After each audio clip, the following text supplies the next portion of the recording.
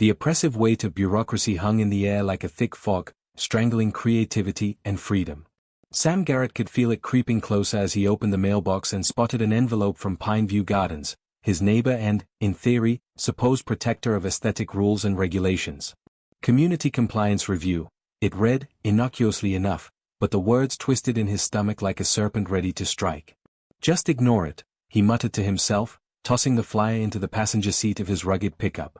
After years spent meticulously designing his 2 acres of land nestled against the towering pines of Colorado, he couldn't let some overzealous homeowners association claim a foothold in his sanctuary.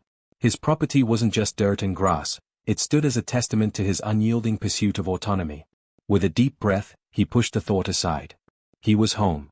The sun dipped below the hill, painting the wooden beams and solar panels of his carefully crafted home in gold.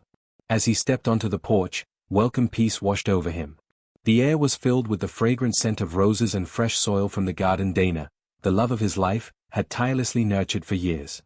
This was the reward of his dedication, a space untouched by the constraints of cookie-cutter neighborhoods. But that evening, as he poured himself a glass of whiskey, the unsettling whisper of the HOA resurfaced. Why would they care about my pool? It's my property, he grumbled to himself, a flicker of doubt igniting in the recesses of his mind. The pool was his pride, a sleek oasis blending into the landscape with its retractable cover and pristine fencing. Its existence was meant to provide joy, not torment.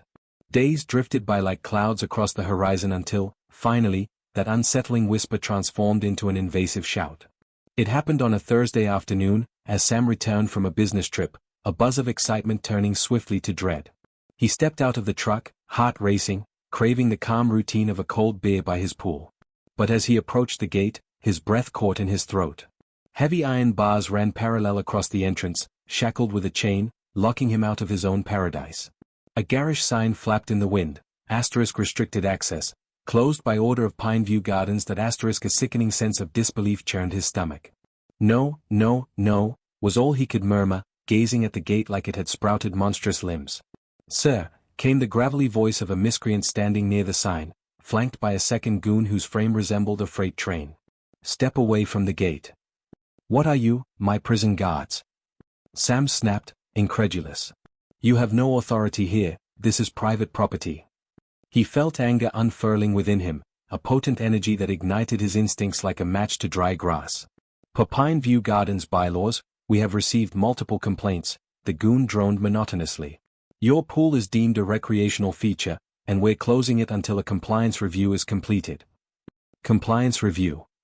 Sam echoed, incredulous laughter bubbling up like a tidal wave trying to break free. That's not binding here. But the men didn't budge. The second goon, clipboard in hand, merely handed him a copy of the board's directive, a flimsy document stamped with an indecipherable logo that dripped authority. Sam could feel adrenaline coursing through him like wildfire. This is my land, he said, holding up the papers from his lawyer that explicitly stated none of Pineview Gardens' rules applied to his property. Before he could do more, the sound of gravel crunching stopped him in his tracks, a sudden surge of confusion. A figure approached, elegantly stalking towards him, Karen Benton, the president of the HOA. Dressed in pastel attire and oversized sunglasses, she oozed self-assurance like a villain in a bad novel. Ah, Mr. Garrett, she purred, sugary sweet but with a bite. Don't be difficult. We simply must ensure compliance. Your pool is visible from the community walking trail, and we have to prioritize community safety. Safety? He sputtered, outrage boiling over. We swim here privately. There's no rule that says we need a lifeguard. Karen smiled, a cold, calculating expression that set off every alarm in Sam's mind. You're endangering the community, she breathed, a triumphant note lacing her voice. You just don't understand the consequences, but I assure you they're coming. 30 seconds to get these goons to unlock my gate, or I'm calling the sheriff, Sam warned, pulling out his phone, anger intertwining with panic. It wasn't just about the pool anymore, it was about turf, about protecting everything he had built, everything he loved. As he dialed, his phone fell on the grass, forgotten, buzzing without direction. Reality warped, confusion, defiance, and disbelief blurred into a toxic mix of emotions coursing through him. Words flew, tensions tightened like a wire on the edge of snapping. The guard stood firm, and Karen watched, calculated and composed, as if the phony authority woven around her cloak would protect her. Was this the kind of fight he had envisioned when he constructed his haven? He glanced at Dana's rose garden. She deserved this home, this land, untouched by prying eyes. Suddenly, the peaceful life they had carved out began to feel like a mirage, slipping through his fingers.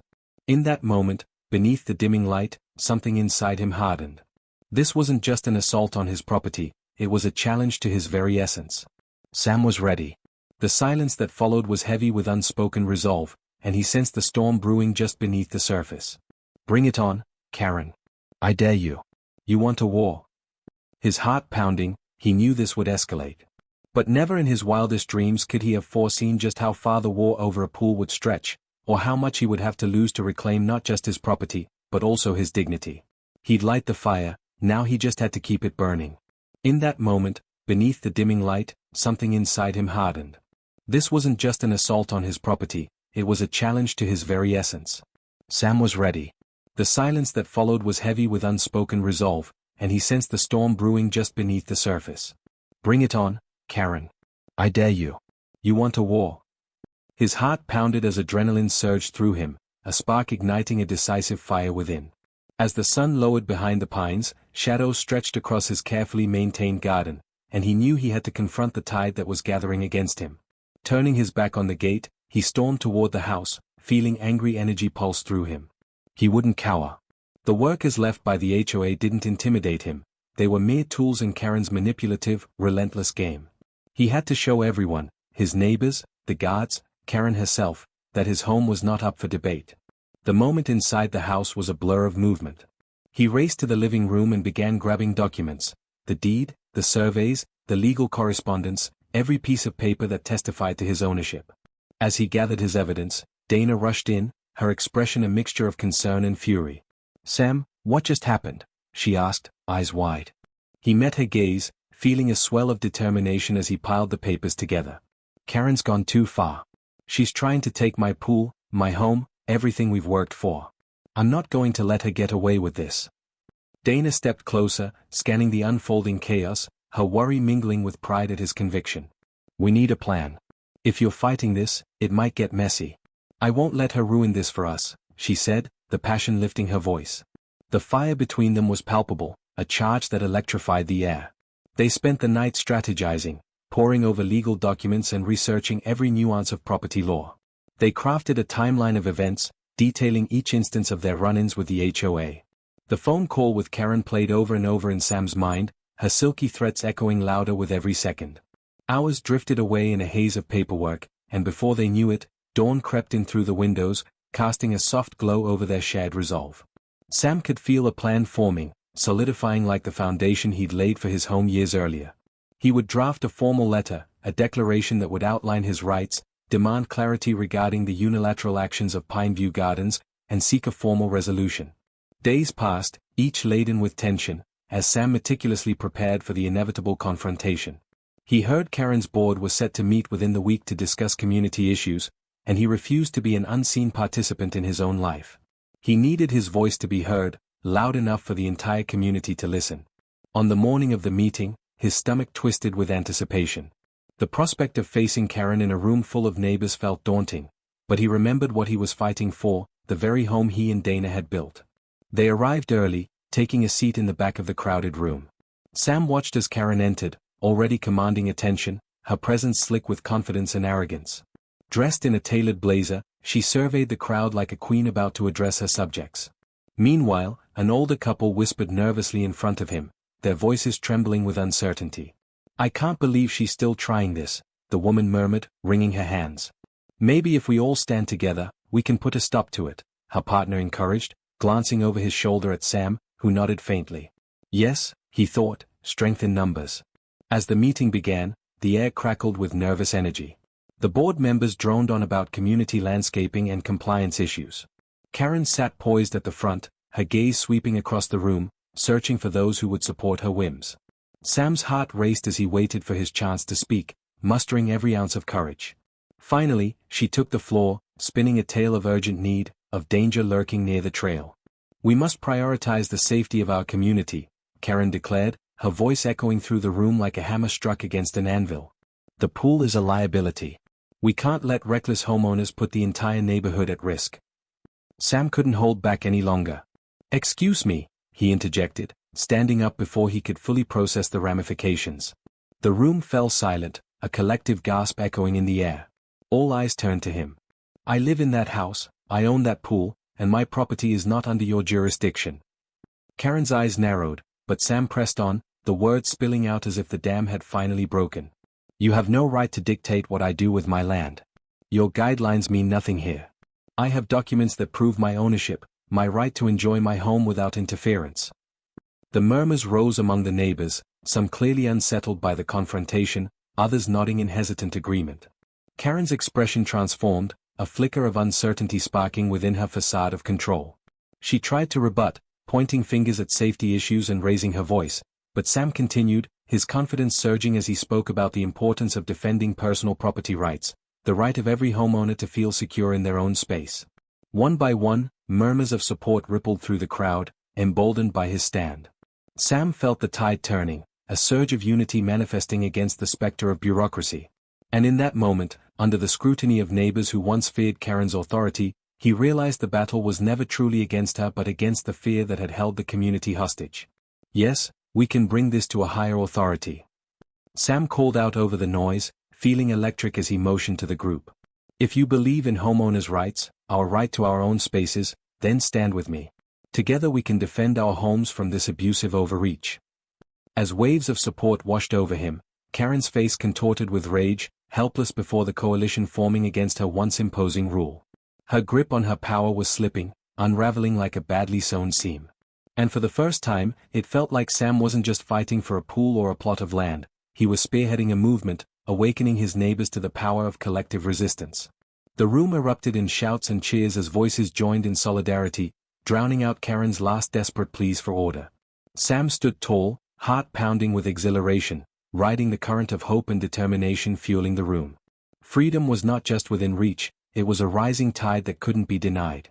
As the meeting continued, Sam's stance galvanized the community, turning fear into strength. They discussed the next steps, legal avenues, community unity, rallying together under a shared vision of self-determination against an overreaching HOA. And with each passing moment, Sam felt the ground solidify beneath his feet. Karen was no longer a queen holding court over her subjects, she was merely an echo fading into the shadows, stripped of her power by the conviction of those she had underestimated. And in that moment, Sam knew, this fight was just beginning, and he was ready to take it all the way to the finish line. The call of the wild was strong, beckoning him, and this time, he would answer with a roar. The room erupted in shouts and cheers as voices joined in solidarity, drowning out Karen's last desperate pleas for order. Sam stood tall, heart pounding with exhilaration, riding the current of hope and determination fueling the room. Freedom was not just within reach, it was a rising tide that couldn't be denied. As the meeting continued, the crowd buzzed with energy, discussing strategies, sharing battle stories against the HOA, and forming alliances. They formed committees, drafted a petition, and when Sam suggested organizing a community rally, their cheers grew even louder. It felt electrifying. This was more than just a fight for his pool, this was about redefining the entire community. Karen's attempts to regain control crumbled like a sandcastle under a tidal wave. Every time she tried to interject, Sam's supporters drowned out her voice, rallying around the cause, and Karen's smug, authoritative mask fell away, revealing a furious desperation. Sam couldn't help but feel a spark of satisfaction watching her struggle. She had underestimated the strength of community. On the day of the rally, Sam awoke to the sound of roars. The air was thick with anticipation as residents began to gather, holding homemade signs and banners shouting slogans like "My home, my rules," and "Community, not control." The sun beamed down on their heads, but the energy radiating from the crowd felt like a summer storm, a powerful force ready to be unleashed. He surveyed the gathering, heart swelling with pride. There were families, couples, and even elderly residents who'd long felt silenced by the HOA's oppressive grip. Sam climbed onto a makeshift platform and took a deep breath, the mixture of nerves and excitement swirling inside him. "Thank you all for being here today," he began, his voice booming through the makeshift sound system. "Today is our stand against the risks of conformity and the stifling hand of the HOA.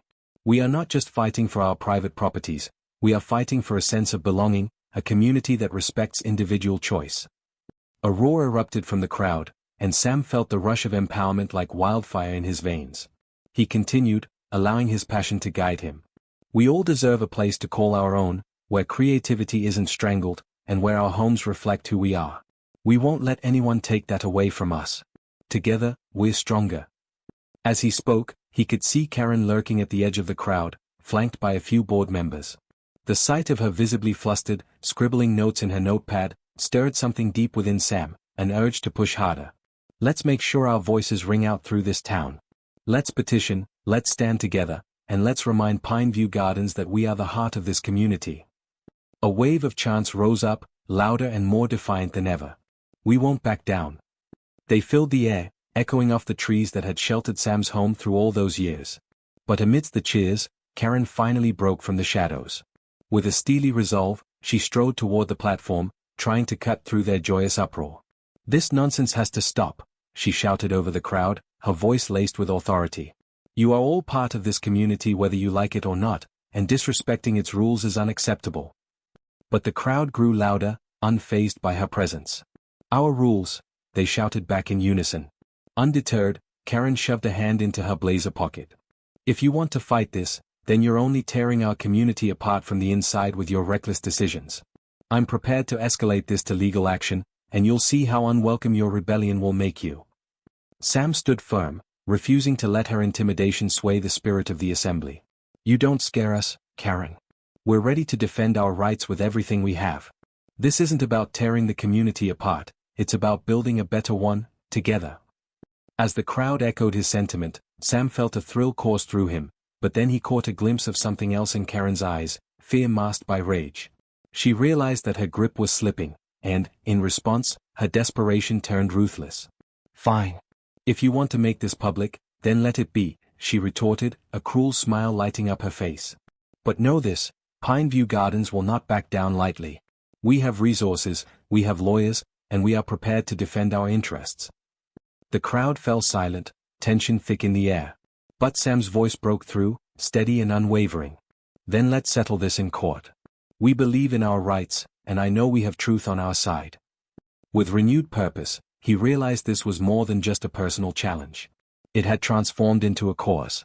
The community was rallying for its spirit, for its freedom, and he, their initial spark, knew he couldn't falter now. As the rally continued, Sam organized speaking slots for others to share their stories. One by one, residents recounted how the HOA's draconian rules intruded into their lives, their passions extinguished by fear of fines and sanctions. Every testimony only solidified the resolve bubbling up in him. The rally culminated with a pledge, a binding expression of unity. They promised to stand by each other and uphold their right to live freely. As the final chants fell like a crescendo, Sam could hardly contain the excitement roaring through him. The battle lines had been drawn, and no matter what Karen or Pineview Gardens threatened, they would face it together. They were part of a community, and they wouldn't allow one person's greed and desire for control to take that away. As night fell and the rally concluded, Sam felt exhaustion creeping in, but also an invigoration he'd never experienced before. Together, they would take this fight to the next level, and at last, he sensed triumph on the horizon. They would confront the HOA in court if necessary, uniting their voices into a powerful symphony of rights. His pool was just the beginning. It was time to reclaim every inch of freedom they deserved. As night fell and the rally concluded, Sam felt exhaustion creeping in, but also an invigoration he'd never experienced before. Together, they would take this fight to the next level, and at last, he sensed triumph on the horizon. They would confront the HOA in court if necessary, uniting their voices into a powerful symphony of rights. His pool was just the beginning. It was time to reclaim every inch of freedom they deserved. The weeks that followed were a whirlwind.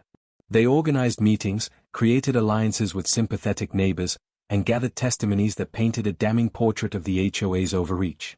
Sam and Dana worked late into the night, poring over documents and strategizing for the impending legal battle. Their kitchen, once a cozy space filled with laughter, transformed into a war room, cluttered with papers and heated discussions. As the day of the preliminary hearing approached, nerves buzzed in the community. Some residents, previously hesitant, now stood resolutely behind Sam, ready to voice their grievances. Signs adorned house fronts, advertising their message of unity. Their slogan, "Home is where we belong," echoed around Pineview Gardens. But Karen was not about to back down either. The HOA had enlisted a legal team, and whispers spread about their strategies to bury them in bureaucracy. Rumors swirled that she was pulling strings far beyond the neighborhood, attempting to solidify her control by painting Sam as a troublemaker. On the morning of the hearing, Sam stood at the courthouse steps, flanked by neighbors who had all gathered in support. The atmosphere crackled with tension as they entered, the once dreadful building now feeling like the battlefield they were ready to claim. They wore matching t-shirts emblazoned with their slogan, "Eyes focused with shared determination." When the hearing began, the side of the HOA struck first, showcasing Karen's carefully crafted narrative of preserving community values and how Sam's actions threatened the safety and integrity of their neighborhood. She painted him as reckless, warning of the potential fallout if they allowed individual interests to trump community guidelines. But Sam wasn't deterred. When it was his turn to speak, the weight of countless stories fueled his words. He addressed the judge, his voice strong, unwavering. "This isn't just about a pool. It's about our right to live in our homes without fear of persecution. The guidelines that Karen hides behind do not protect us, they stifle us." He shared the testimonies of his neighbors, one after another, their stories woven together into an undeniable tapestry of community struggle. As each voice rose in support, the judge leaned in, listening intently.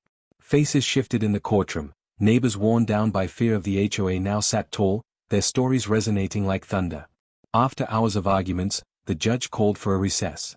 Sam found himself in the corridor, surrounded by neighbors congratulating him for their strong advocacy.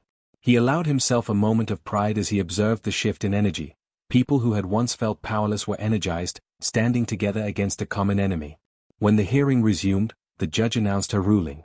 "After careful consideration, I find that the HOA must provide clear evidence of the necessity behind the enforcement of its rules. Without clarity or significant harm demonstrated, I will not allow the intimidation of homeowners who seek to uphold their rights." Relief swept through Sam, a wave crashing over him as cheers erupted in the gallery. The judge had given them hope, a narrow opening to counteract the grip of the HOA. But Karen's face paled, fury boiling just below the surface. "Let this be noted," she said coldly, eyes locking onto Sam. "This isn't over." But Sam met her gaze unwaveringly. "No, it isn't. We've just begun." Days melted into weeks as they continued building momentum, and soon the tide of change washed over Pineview Gardens. Inspired by their courtroom victory, the community engaged with local news outlets, amplifying their message and showcasing the struggle against an overbearing authority. They organized town hall meetings, inviting everyone from far and wide to share their stories of community negligence and to discuss building a united front against restrictive governance. As their story reached broader audiences, it attracted support from rights advocates, inspiring articles that spoke against HOA overreach. They shared vibrant tales of transforming yards into sanctuaries, of dreams curtailed by oppressive regulations, and of a community rising to reclaim the narrative. Each passing day saw more neighbors standing in solidarity, emboldened to push back against Karen's tightening grip. The small group that had once felt alone grew into a powerful collective, a force of nature ready to defend their right to live authentically within their homes. Finally, the day of the major community vote arrived. The outcome mattered, an opportunity to reshape the bylaws of the HOA, to ensure fairness, and restore the balance of power. Sam stood at the front of the community center, surrounded by faces filled with fervor. "We are here to take back our homes. To reimagine Pineview Gardens as a place that fosters creativity and harmony," he declared, as the crowd erupted into applause. "No more will we hide behind rules crafted in fear. Together, we will lay a foundation for a future built on mutual respect and understanding." As the votes were cast, anticipation heightened. Sam felt the weight of responsibility pressing down on him, but also the exhilaration of possibility. They had risen up from the clutches of oppression together, their voices echoing louder than any one person's authority. When the results were finally tallied and the votes counted, a resounding cheer filled the community hall. "We did it! We did it!" rang out, the energy infectious as neighbors embraced, tears of joy mixing with laughter. Pineview Gardens was poised for transformation, a chance to redefine their existence beyond the stifling constraints of overbearing control. As celebrations erupted around him, Sam breathed in the moment. They had stood against their oppressor, built a community rooted in solidarity, and taken back their right to live freely. And when he glanced at Dana, her smile radiant in the joyous chaos, he knew they'd not only fought for their home, they'd ignited the spirit of belonging that resonated deep within them all. In that moment, under a sky filled with vibrant colors, Sam felt an exhilarating thrill. This was just the beginning. Together, they would redefine what it meant to truly call a place home.